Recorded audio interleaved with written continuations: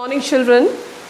Today we begin the class of hospitality management, and the topic that I'm going to discuss with you is basic principles of management. So as our subject is management in the hospitality sector, there are certain functions of management which we need to study, and these have been classified by famous management experts like Henry Fowle. So let us have a quick look at how Henry Fowle has classified management, the management forecasting. He's divided it into steps, which includes planning, organizing, staffing, directing, and controlling. So let us look into how each one helps in management in the hospitality sector. So first of all, what does planning include? Planning, you must have come across this word. We do this for anything which we need to start in our daily life, at home, in the office, everywhere there has to be a set plan before we move on with the task assigned to us. So planning would include, first of all, we'll go into detail. Before that, let's have a quick look as to what it would include. It would include forecasting, decision making, strategy formulation, policy making, programming, scheduling, budgeting, problem solving, innovation, investigation, and research. So these would be the sub-steps under planning in management. So let's look at this in detail. What is planning in management? Planning, we can say, is the basic function of management, which involves thinking before you begin a task. As I said, before you begin a task anywhere, at home or in office, anywhere, you have to make certain plans. And these plans will help you to think of what problems may arise when the task is carried on and how these problems can be solved. Because whenever we undertake a task, there is bound to be problems. And we must keep in mind how to solve these problems and the procedure of solving these problems, and how to come up with a way as how we can manage it, a solution. So we can say the meaning of planning is a future course of action which is decided in advance. It tells us the objectives to be achieved in future and the steps we need to take to achieve these objectives. So once again I repeat, planning is something which we have about any work which we have not yet started. We are planning to do it means it is going to come in future. And when it comes in future, what we find is that we need to see how we can achieve it through certain steps. So let us look quickly into the steps of planning. The process of planning will involve certain steps like collection of information about the past, present, and future forecast. This task may have been done by others, so we can have a quick look as to how they have carried on with the process, so that we can make a decision for ourselves in future. We have to have well-defined objectives. Then we have to develop planning premises. That means how we are going to, what resources we have in hand to achieve our plans. Discovering alternative sources, very, very important. If a particular way of achieving the plan fails, we have to keep in mind as to whether we have an alternative way of achieving it. And choosing the best alternative. Because when we start a business, any form of business, it's for profits. So for this reason, we must have an alternative which is the best alternative, that is, which will help us to maximize our profits. Then, periodic review and revision of plans. Plans are not rigid, they are flexible. If certain points fail, we should be able to change it. The objectives should be changed. We must not think that planning is a fixed process or rigid. Planning is always flexible, because if certain objectives or policies fail, then we have to come up with an alternative project or plan. So a good planning must be realistic. Realistic meaning it is not only in theory, that we do it in paper and keep it and hope to achieve it that way. No. While carrying out the plan, practically means while doing it, there will be problems which will arise, and these have to be sorted out. That adjustments and changes have to be made. Now comes the question of why planning is done before a project is started. There are certain advantages of this. It helps us to focus our attention on desired objectives. That is, we keep the objectives. It may not be a single objective, maybe a few objectives together, so we can list them as to which objective will be needed to be fulfilled first, followed by the others. So listing is very important. Then, plan helps us to minimize uncertainty and risk. Very true.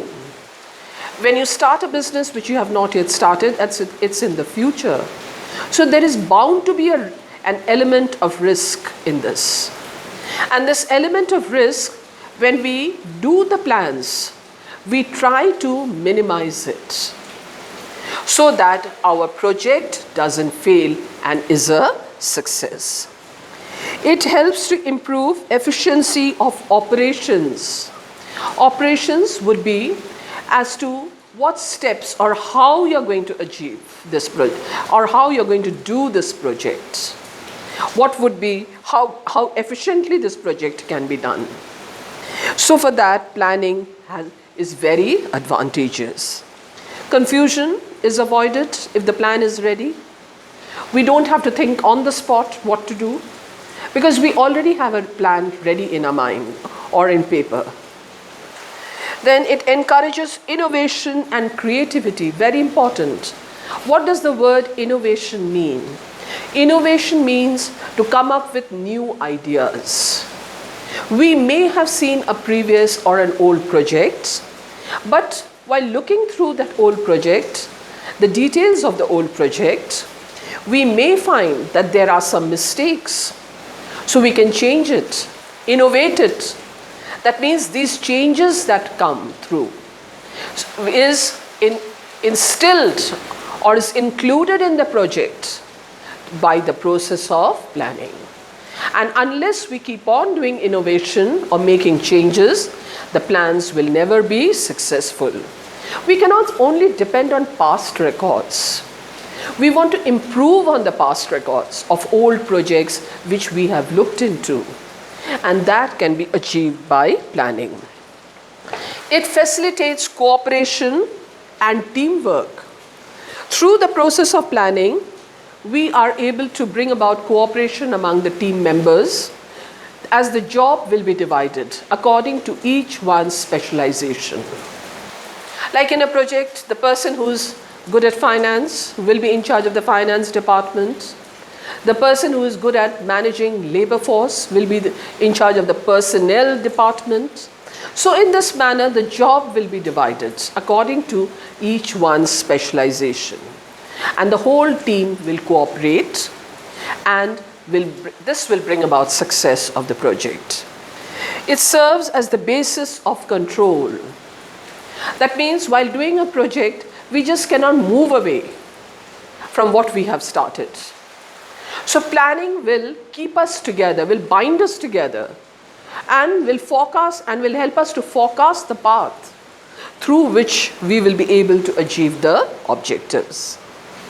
But there are certain limitations. That is, when we make a plan, we don't have accurate information. It's time consuming, sometimes too rigid. Then initiative is stifled, creativity is not good, there's a psychological barrier, as some people will not be willing to change according to the plans made. Some external resource limitations could be there. Government policies, technologies, labor unions could prove a big problem during the planning process. So, to overcome all these problems, we need the support of the top management, better forecasting, have clear objectives, participation of employees, very important, because ultimately they are the ones who are going to carry out the task. So planning is very important. Sound communication system among each step of management, right from the top to the lower rungs. There should be a very good communication system and overcoming resistance to change. Now we find that the employees may resist changes sometimes. They are used to the old methods, old technology. So they have to be explained that these cannot be used to make the plan successful. So these limitations have to be taken care of. The plans should be very scientific, well balanced and flexible, so that it helps in quick decision making. Then after this we move on to the second method, or the second part of management in an organization. That's organizing. What does organizing mean? Once the plans are made, then we need a network of team members, that is employees as well as the employer, who will implement the plans in such a manner that the process of developing is known as organizing. The whole method has to be well organized and in a harmonious manner. That means without fighting among each other, with each other. Both the employees and the employers have to get together in organizing. So we can say it is a process of combining the work that individuals or groups have to perform, which will facilitate necessary execution. So for execution of the plan, to carry out the plan, organizing is very important among the different groups or individuals who are included in it. And the duties performed provide the best channels for efficient, systematic, positive and coordinative application of available efforts. So with the given resources in a systematic manner, with a positive outlook that we will make the plan successful, we find that the team members work together through the process of organizing, and which is very important because it is the mechanism through which management directs, controls and coordinates the activities of the enterprise. So it is through organization that a management will control its employees who are involved in the project and coordinate the activities. That is, they are made to work together as a team. Sound organization facilitates the growth and diversification by proper delegation of authority. And each one is given the particular job, as I was just now explaining in planning, according to specialization, for the growth and diversification. Because diversification, we don't stick to one job. Or when we start with the management process of an industry or in the hospitality sector, we want to diversify it. Means we want to include more projects, more fields, more branches to succeed. So organization permits the best use of human resources by matching work with their talent, that is specialization. So it is a structure or group activity which is equivalent of social structure and helps to communicate brings about communication among the team members. So it is a structure or group activity where we find harmoniously means together without causing any any rivalry. The enterprise, that all the team members work together to enable the enterprise or the hospitality sector to achieve or to include new technology to achieve its plans. Sound organization encourages initiative and creative thinking, leading to development of management talent. So management talent has to be improved. So sound organization will encourage a good initiative. It will bring about creativity and develop the talent of the management staff. Moving on to the next step in management is staffing. What does staffing involve? It involves the running the positions created in the organization structure. It is concerned with the human resource of its enterprise. It is concerned with acquiring, developing, utilizing and maintaining human resources and matching the jobs according to their capability. So staffing is any organization cannot carry out its plans or be successful unless it has got the right staff members. And these staff members, what do? They help to acquire, develop, utilize all the resources of the enterprise. So planning and allocation of work is done in the process of staffing,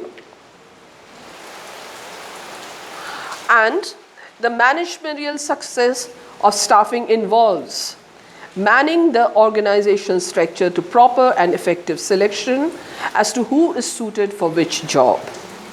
Staffing function consists of manpower planning, that is assessing the manpower requirements, recruitment, selection, placement, orientation, training, development, appraisal, promotion and transfer, employee remuneration.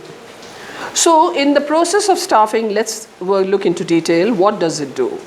This function in management is mainly to develop manpower planning. We want to develop manpower, that is good staff, who will, in terms of number and quality, help to improve the quality of the business. They will help in recruitment, selection of staff, proper staff, placement according to their capability, orientation, training and development will be carried on by the staff members. Appraisal is done from time to time of their work as to how they have fared. Promotion, transfer and employee remuneration, that is the payment will be taken care of through this step of management.